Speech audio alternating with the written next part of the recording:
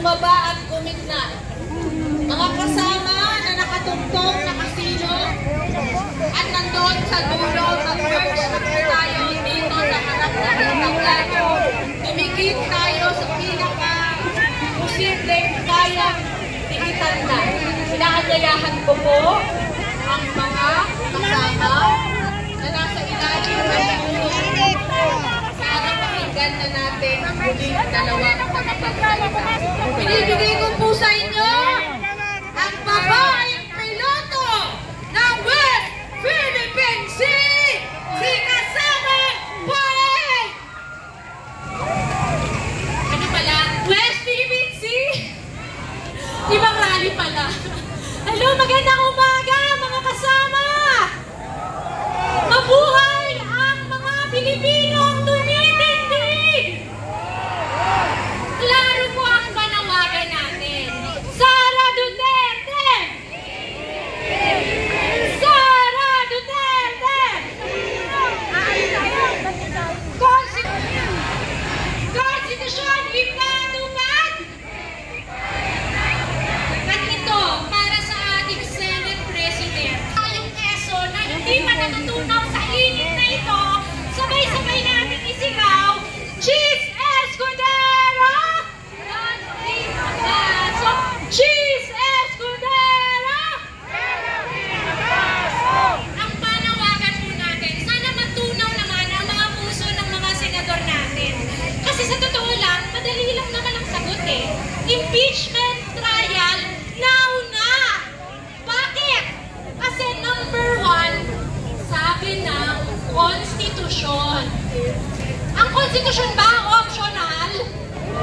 Hindi, di ba? Dapat ang konstitusyon sinusunod. Pangalawa, kasi sabi ng taong bayan. Sige nga, nasa na ang taong bayan? Andito, nasa labas ng Senado, sinasabi sa mga senador, tara na. Sara Duterte, itisi na. At syempre, dahil pangatlo, yun ang mandato ng hustisya. Tayo pong taong bayan, pinagnakawan at pinagbibenta pa sa ibang bansa. Papayag ba tayo na magkaroon na naman ng maraming Mary Grace Piatos?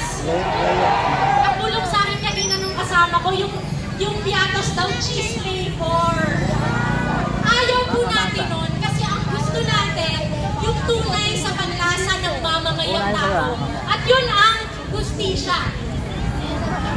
Muli, ang panawagan po natin, impeachment trial now na, litisin si Sara Duterte.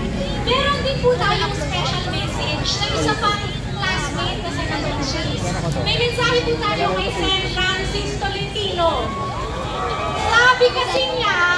Sabi niya, bilisan na daw, fast track, 19 days tapusin yung impeachment trial kasi matapos na daw yung time ng Congress.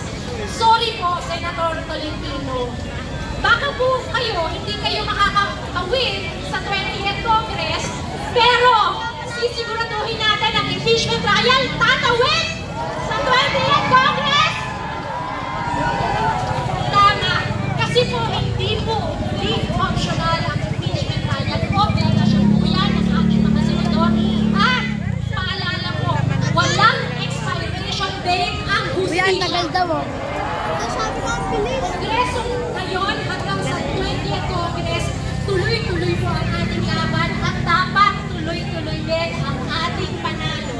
Dahil sabi nga po namin sa bayan, pagmahal mo at mahal natin ang bayan, sisiguraduhin natin mananalo ang taong bayan sa laban na ito. Sara Duterte! Cheese Escudero! Konstitusyon ipatupad! Maraming salamat po, mabuhay, Tindig Pilipinas, Akbayan at iba pang mga grupong nandito. Maraming salamat! At tatawagin na natin ang magsasara ng ating programa. At bago kayo paspasan ng holy water ni Father Flammy,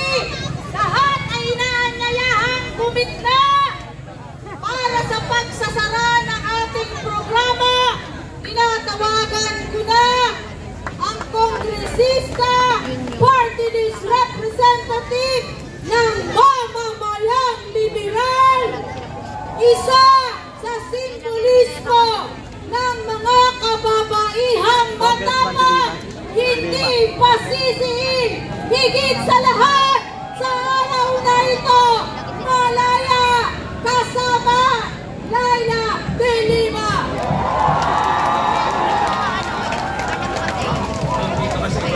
So inaasahan ko na sana ikot-ikot muna sa gitna. Ganit siya nilag ako sa atin. Naglaga na siya, naglulus siya. Hindi, baka may napindot ako. Sabi ko siya. Uwi bitaw.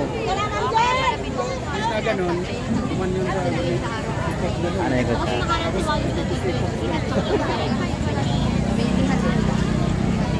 Ibinibigay na po si Kong Laila de Lima!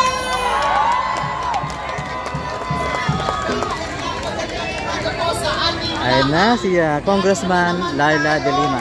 Baka na naman tayo para sa tama at para sa makatotohanan at makatarungan. Paano natin makikita? Naka-cover yung ano.